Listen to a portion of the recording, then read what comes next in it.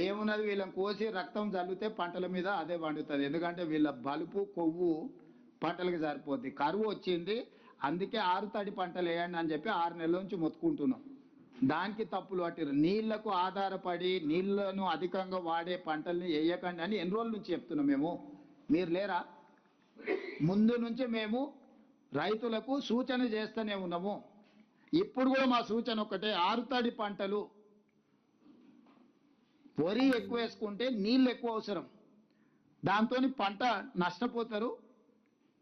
6 తడి పంటలు వేయండి అని చెప్పి మేము మీటింగులు పెట్టి రైతులకు రైతు బజార్లల్లో లేకపోతే రైతు వేదికలల్లో వాళ్ళని మొత్తం అవగాహన కల్పించే సదస్సులు పెడుతున్నాం. దాన్ని వదిలేసి కరువు వచ్చింది, కేసీఆర్ హరీష్కు కాంట్రాక్ట్ ఇస్తాం, వాన కురిపించమనుండ్రి, మంత్రాలు చేస్తారు, తంత్రాలు చేస్తారు, ఏం చేస్తారు చేయమనుండ్రి. మాంత్రికులే కదా వాళ్ళు, ఇద్దరు మామాళ్ళు. సరే, వాటర్ లిఫ్టింగ్ విషయంలో ఏమున్నది, వీళ్ళని కోసి రక్తం చల్లితే పంటల మీద అదే పండుతుంది. ఎందుకంటే వీళ్ళ బలుపు కొవ్వు పంటలకు సరిపోద్ది. కరువు వచ్చింది, అందుకే 6 తడి పంటలు వేయండి అని చెప్పి 6 నెలల నుంచి మొత్తుకుంటున్నాం. దానికి తప్పులు పట్టిరు. నీళ్లకు ఆధారపడి నీళ్లను అధికంగా వాడే పంటల్ని వేయకండి అని ఎన్ని రోజుల నుంచి చెప్తున్నాం మేము. మీరు లేరా? ముందు నుంచి మేము రైతులకు సూచన చేస్తూనే ఉన్నాము. ఇప్పుడు కూడా మా సూచన ఒకటే, 6 తడి పంటలు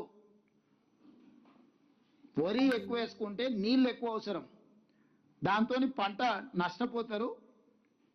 6 తడి పంటలు వేయండి అని చెప్పి మేము మీటింగులు పెట్టి రైతులకు రైతు బజార్లల్లో లేకపోతే రైతు వేదికలల్లో వాళ్ళని మొత్తం అవగాహన కల్పించే సదస్సులు పెడుతున్నాం. దాన్ని వదిలేసి కరువు వచ్చింది, కేసీఆర్ హరీష్కు కాంట్రాక్ట్ ఇస్తాం, వాన కురిపించమనుండ్రి, మంత్రాలు చేస్తారు, తంత్రాలు చేస్తారు, ఏం చేస్తారు చేయమనుండ్రి. మాంత్రికులే కదా వాళ్ళు, ఇద్దరు మామాళ్ళు. సరే, వాటర్ లిఫ్టింగ్ విషయంలో